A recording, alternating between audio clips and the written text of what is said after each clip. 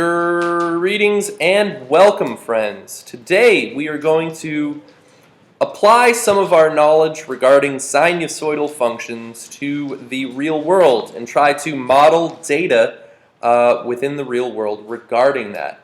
And sinusoidal functions can model all sorts of things. We're here first going to do a problem regarding the illumination of the moon, but I could also use it to model things like the tidal charts or temperatures over a day or over a year in a certain region.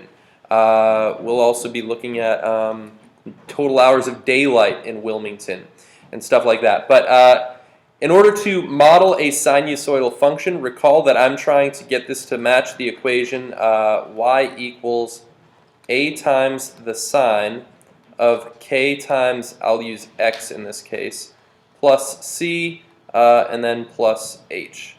All right, oh, no closed parentheses there. So that's what I'm trying to find. So I'm actually looking for the values of a, k, c, and h in order to accurately model this data. Now, in the case of this problem, this is the illumination of the moon, and this is the month of January in 2014. And this one, coincidentally, happens to line up that the moon was 0% illuminated on the 1st of January. Okay? Now, I'm going to have to be careful in how I define my input variable. Y is going to represent the percent of the moon illuminated. But X, I mean, should I pick days of January, like days into January, or days since the start of January? Because if it's days since the start, then I could call day 1 technically 0, and then this one 2. And if I could call this day 0, it would work out nice regarding lining up with that. However, we won't do that, sadly. We'll just say X is equal to days into January, or days of January. So when X is equal to 1, I'm referring to January 1st. When X is equal to 10, I'm referring to January 10th. So let's see if we can figure this out. Now, let's figure out the value of A. Or perhaps maybe you guys could tell me first, what is the amplitude of this data? So notice the lowest it ever goes is 0, 0% illuminated. The highest it goes is 1, or 100% illuminated. So the amplitude is jumping between 0, or the graph is jumping between 0 and 1. So if I want to calculate the amplitude, I could actually do 1 minus 0 and then divide by 2. It's going to be half the distance between the max and the min, all right, which is going to give me 1/2, all right, or 0.5, all right, whichever of those I'd like to work with. All right, so that way my graph is going to be bouncing between those two things. Now let's try to find the value of k, or well, actually, let's first figure out what the period is here. And this is a little bit interesting. So I want to figure out, okay, so notice it goes from 0 to 0, its minimum to its minimum. I'm technically going to call this 30 days. All right, because 31 minus 1 is 30, okay? So it's a 30-day period. Technically, the actual number is like 29.5 something from the Earth's perspective. If you were not on planet Earth, also a moving object in space, and we're just viewing this from the stars, the lunar cycle is like 27.3, something like that, just so you know. But we're obviously viewing the illumination of the moon from Earth, unless perhaps someday this YouTube video is available beyond our solar system. Then I apologize for this data not being as relevant on that point. So let's see. So there's the period. Let's figure out the value of h. C is actually the toughest one to find. It's the last one we'll find. But let's find h. H, all right, is the vertical shift. Now I want to point out there's no negative numbers here. So h had to have been shifted up, right? My midline is not the x-axis, because otherwise it would be, right, being above the x-axis and below the x-axis, but it never goes below the x-axis, all right? And the way you can actually find the value of h is it will be the average of the max and min. So in this case, that'd be 1 plus 0 divided by 2, which happens to also equal a half, which happens to also equal 0.5. All right, so I might actually just specify here that this was the half the difference of max and min. And this is the average of max and min. Okay? So those ended up equaling the same number in this case. That won't always happen, as in the case of our next example. I'd expect that to be the case. Now, in order to find C, C is the toughest one to find. All right. Actually, I didn't explain the period very much. Did the period make sense for you guys? You're explaining that right? Right. It's the distance before it starts repeating itself. This pattern would, in some degree, start repeating itself after this point. Right. It would start going back up to 1 and then back down to 0 and back up to 1 and back down to the 0. So the distance between 0 and 0 was the period. So that's why I ended up taking the 31 minus the 1 and doing that.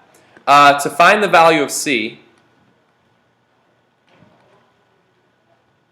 is actually going to be the toughest.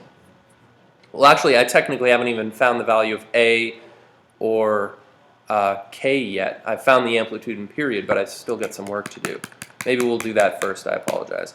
Let's find, so the value of A, in this case, it starts at its minimum and goes up. Aha, so it wouldn't have actually worked out exactly anyway. So it starts at its minimum and goes up. I could technically consider this a negative cosine function. We're relating this to sine with a phase shift, so we'll be fine either way. But A is just, we'll just call this positive 0.5. I mean, I could technically find an equation in which it was an upside down sinusoidal function, but we'll just consider the positive one. The value of K, all right, if the period is 30, well, 30 is equal to 2 pi over K, right? So when I solve this, I would get K is equal to 2 pi over 30, which is pi over 15. All right, so there's the value of K. We found the value of A. H we've already found. And now this is where I have to find the value of C. So to find C, plug in a point for x and y, and plug in the values of the rest. So plug in a point for x and y, plug in, what else do we have? A, H, and K. Right, or AKH, I guess. My H kind of looks like a K anyway. And solve for C. So we're going to plug in what we know and solve for what we don't know. And this is similar to way back in the days of Algebra 1-dom, when you were trying to find y equals mx plus b, equations of lines, and you would sometimes be given the slope and a point, and they'd say find the equation of the line, and what you had to solve for was b, the y-intercept, right, at that time. And we would plug in that point for x and y, we'd plug in our m, which was our slope, and then we'd solve for b, and that's how we do that. So that's the same concept occurring here. So in order to do this, I'm actually going to be taking this equation. I'm going to plug in a point for y, x, I'll plug in a, k, and h, and I'll have one missing variable, and that's what I'm going to solve for, and that's how I'll find the value of c. So the point we plug in, let's plug in 1, 0. That sounds like an easy one to start with.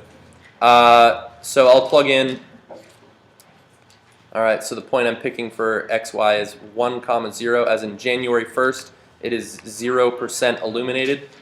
All right. So let's have, we would plug in what? 0 for y is equal to a, which is 0.5 times the sine of, what was that? Pi over 15 was the value of k. So pi over 15 times x. What was x? X was 1. Plus c. C is yet to be discovered by us. And h was 0.5. So I've plugged in what I know, and I'm solving for that which I don't know. Okay. Let's subtract 0.5 from both sides, because I'm trying to get c by itself here, right? And this is the most work for the whole problem, I believe. Equals 0.5 times the sine of, I could just consider that pi over 15 plus c, right? Because pi over 15 times 1 is pi over 15. Next thing I'm going to do is divide by 0.5. Once again, it's kind of convenient that those numbers ended up being equal in this case. And I'll get negative 1 is equal to, and I'm leaving this foreshadowing space here, pi over 15 plus c. And how would I get rid of this sine? Sine inverse, both sides. I like it.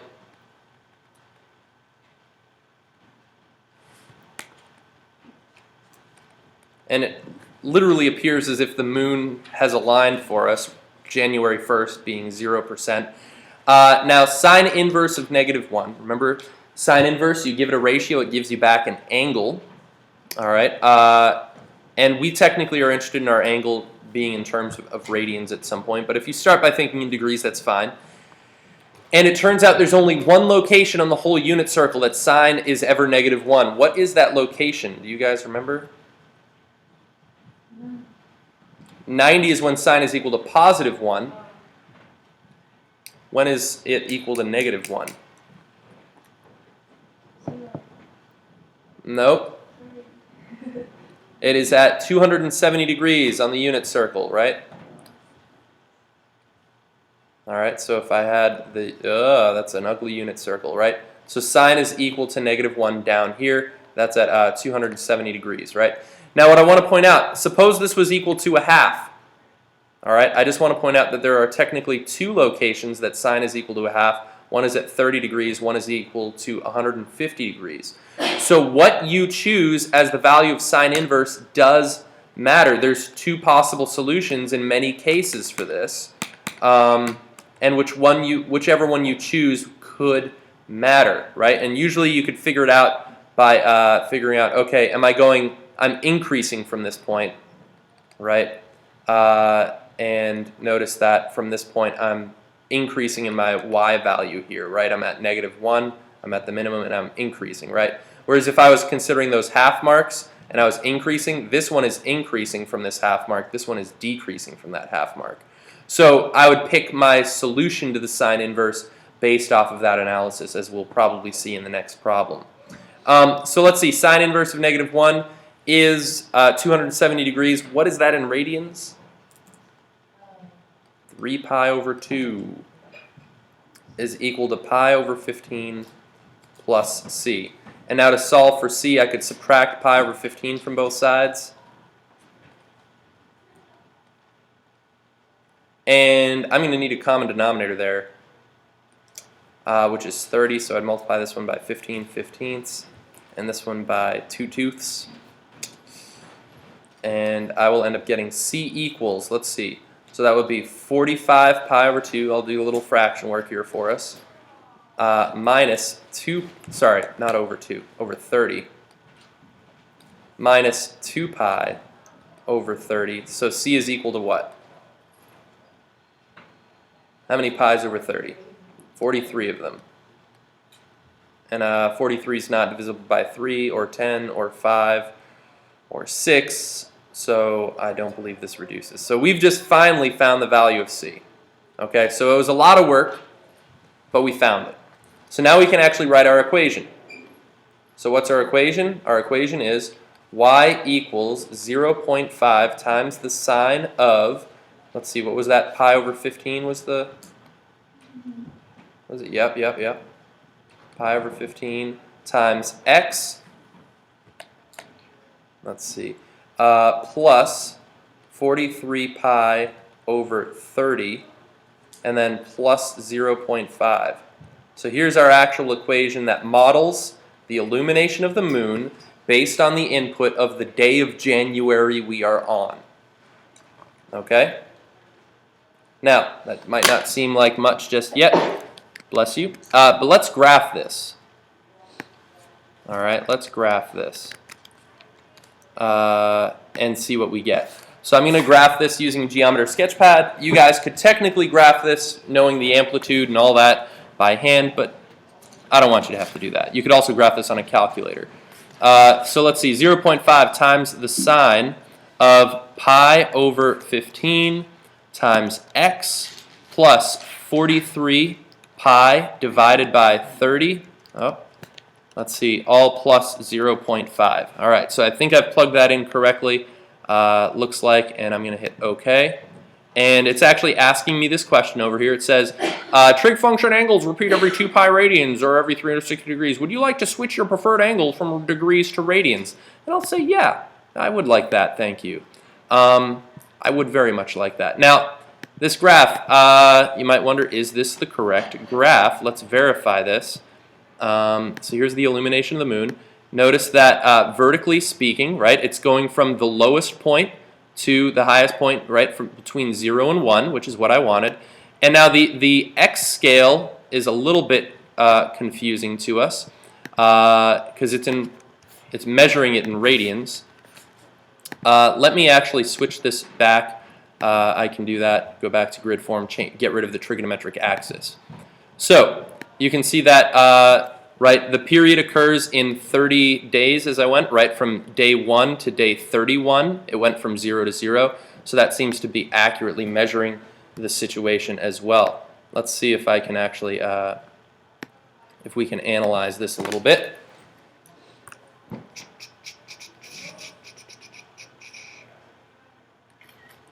And I'll throw this right here. And so if I wanted to analyze this, what percent of the moon is illuminated on the 10th day of January? Well, here's the 10th day of January, right? And that appears to be around, what's that, 0.65-ish? Something like that. Let's see if that's the case on our original data point. Apparently I got 0.70. All right? Not perfect, not perfect. But this does seem to be roughly right. Let's pick another day. 5th day of January. I'm getting around 0.15, 0.20. So yeah, so it's not perfect, but that's fine. That's fine. But it does hit at least the key points that we were interested in regarding full moon. So let's see. So I was predicting on the 16th here. You can see that that it was 100%, and 16th it's 100%. Yeah. So so the curve might not have exactly the right nature in between those points, but it's pretty close. Technically, we could modify that a little bit later if we had to. But this is good enough for now. So this does in fact work. Now, question: what would day 35 represent in this problem? Let's see, January 31st, February 1st, 2nd, 3rd, 4th. That would be Feb 4, right? And this is claiming that February 4th I should be around that 0.15-ish again. Let's see if I can actually pull this up. Oh, on your side I've got...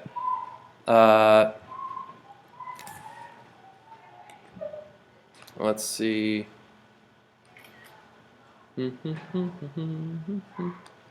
Right, so technically I could use this equation to model things beyond January and February. And you can see that in February 4th, it's 0.24, right, something like that. So technically, like I said, the curving parts of it aren't modeling it perfectly, but we do have a mathematical model that could roughly estimate some of those things, and it's at least hitting the key features for us right now. And that's often a thing that we do with math modeling, is that we find an equation that represents it as best as we could, right? And then we can tweak it from that point on. And I mean, technically, what if I was just looking at the first 10 days of January? Maybe I would have had a math model that was linear, all right? And technically, that model might have been okay for a little bit, but then any day past the 16th, it would just get further and further off. All right, so sometimes it's okay to start with a math model that isn't perfect, but it might, for your intents, work okay for the time being. And then you can always tweak it and be like, oh, if I have a linear equation here, that's not accounting for this sudden change in direction, right? And I'd have to account for those as well. So let's look at one more set of data. All right. So here, this is the total hours of daylight. This is for the whole year of 2014, based on the 15th day of the month. Okay. Now, you don't have to write down all these numbers just for sake of time, but I'll go through it and we'll analyze these numbers nonetheless. Now, we're going to have to make some kind of assumptions here to work with as well. But let's see. So if I want to model this as a sinusoidal function, y equals a times the sine of k times x plus c in parentheses and then plus h. Okay. So this one's going to require a little bit more work for us to get set up. Now, let's see if we can figure out the value of a. Now, in order to do that, I'm going to be interested in, now the amplitude, we said earlier, we could calculate by, doing half the distance between the max and the min. Notice I've rewritten these. This is 10 hours and 34 minutes, 11 hours, 54 minutes, 13 hours and 24 minutes of daylight in April. I've rewritten these as their decimal versions, just so we can work with that a little easier. So what is the maximum hours of daylight? What month does that occur in? June. June has the maximum, right? And what's the minimum? Looks like December, right? So the amplitude, I'm going to calculate by doing 15.33 minus 9.05 and divide by 2. All right. So 15.33 minus 9.05. Enter 6.28 is the number of hours that it's fluctuating total. Divide by 2 is 3.14. Roughly pi. Completely unrelated. I did not expect that to happen. So that's our amplitude. Let's see if I could find the value of k. Or let's figure out the period first, sorry. And then from that we'll find the value of k. Now the period, how often do you think these hours shift? Well, that might be valuable for us to know. Let's just say, let's figure out what our x is first. I'm going to define x as being the month in 2014. Okay, so when x is 1, I'm talking about January. So month 0 doesn't technically mean anything to me. Well, in this case, it actually would arguably represent December of 2013. All right, so 1 corresponds to January. All right, is how I'm defining that. So the period for this, how many months do you think it takes for this data to cycle?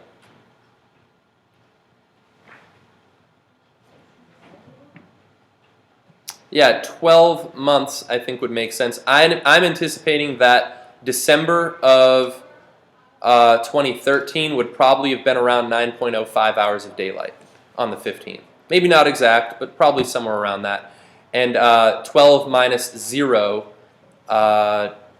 is 12. All right, 12 minus 0, the period is going to be 12 months. And technically, we being familiar with how many months are in a year and that there is a relationship between the month of the year and the hours of daylight, it would make sense for us to expect that next June would also be the month with the most hours of daylight, right? And next December would be the one with the fewest. So this 12, I would argue you technically could have gotten without doing this math as well. Just, saying this is how I want it to be. It better be 12. So that's our period. Let's see, what's next? Let's find the value of h. To find the value of h, we said that that's the average of the max and min. So that's going to be 15.33 plus 9.05 divided by 2.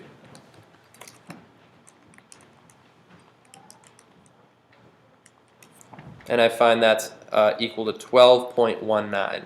So I'm glad we have an example in this case where the amplitude and the vertical shift are not the same number like they were in the last problem. Let's see, to find c is going to require a little bit of work, but first let's find the value of a. A we'll just call positive 3.14, right? And the value of the k. Sorry, my h's and k's are so terrible. If the period is 12, 12 is equal to 2 pi over k according to our formula for period. So to solve for k, I'm going to get 2 pi divided by 12 after some little bit of work. So we'll call that pi over 6. All right, so there's our amplitude. There's that. We've got h. So to find c, once again, I'm not going to find it necessarily by looking at this data, but I'm going to find it by plugging in a value for x and y from this data. Okay? So if I wanted, I could plug in 4 and 13.4. Okay? Or I could plug in 1 and 9.38. Or I could plug in 0 and 9.05, but technically that data wasn't on my list for December of 2013, so I won't do that. Let's plug in 1 and 9.38. All right, so we'll pick that as our x and y. Let's plug this in. So I'll have 9.38 is equal to a, which is 3.14 times the sine of, and what do we get here? K was the pi over 6 times x. X we decided was 1 plus c is yet to be discovered by us, and h was 12.19. All right, so I've plugged in what I know, and I'm now going to solve for what I don't. I'm looking for c. All right, that's what I'm looking for. I technically wish I wrote this in the pink there. So to do this, let's subtract 12.19 from both sides. It's going to give us a negative. That's fine. That's fine. So let's see. 9.38 minus 12.19 is a negative 2.81 equals 3.14 times the sine of pi over 6 plus c. Divide both sides by 3.14.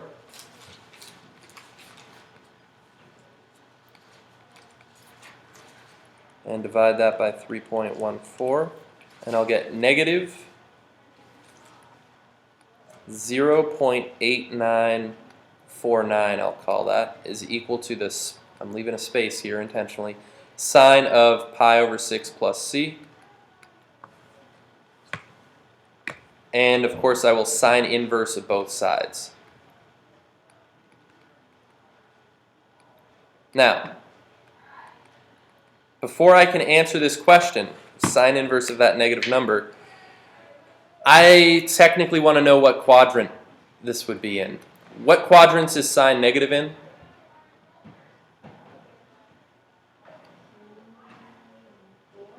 Three and 4. All right.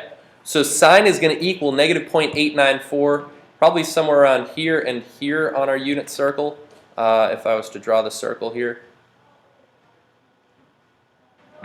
So I'm just going to want to be aware of, all right, am I interested in increasing after this or decreasing after this, okay? And let's look back at our data. On January 1st, or January 15th technically, sorry, it's 9.38 hours of daylight. Is it increasing or decreasing after that point? Right? This is increase. All right? So I'm actually interested in the quadrant 4 answer. All right? That's a little bit of a tricky analysis because, like I was saying, there's technically 2 answers to sine inverse of this. Let's see what it does with it in the calculator. It technically gives me, and I'm in radians, right? Yep. It gave me as an answer negative 1.108, which is in radians. Which quadrant do you think negative 1.108 lands in? Fourth, right? Negative pi radians, or negative 3.14 radians would have landed here, right? So negative 1 point, anything less than 1.5-ish should land in this quadrant. So I'm actually okay with negative 1.108. What if I don't like the negative aspect of that? I could actually add 2 pi to that number and I'd be okay. I'd get a coterminal one. All right, so I technically could do that and there's no problem with that. It doesn't matter. All right, if we want to add 2 pi to that, we're fine. We can. It doesn't matter. I'll use the -1 for now, let's just say. So let's see. So I'm going to get that is equal to pi over 6 plus c. So to find c, I would subtract the pi over 6 from both sides. And we're going to go all decimal from this point. There's not necessarily too much value being maintained in keeping that pi over 6 in this case. So c is going to equal -1.108 subtract pi divided by 6, and I get c is equal to -1.6318 as the value of c. So what's my equation? My equation is y equals, let's see, 3.14 times the sine of, what was it, pi over 6 x minus 1.6318, and then what was the vertical shift? 12.19.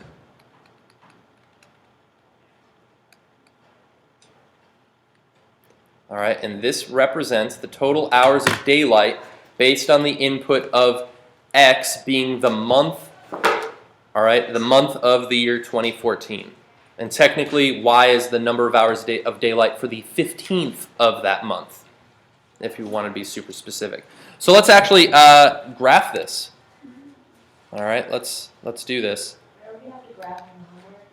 I don't remember. We'll have to look. So I'm going to use the same exact graph we had a moment ago. So 3.14 times the sine of pi divided by 6 times x minus 1.6318 outside parentheses, sorry, plus 12.19. And I graph this. Let's see what we get and if this makes any sense. Well, I know that the hours of daylight are not less than 1. So how many hours of daylight was it? Aha, something more like that. And my period is 12. So I could zoom this out a little bit like this. And you can see we've got this nice sinusoidal function here. And let's grab a snapshot of this, why not?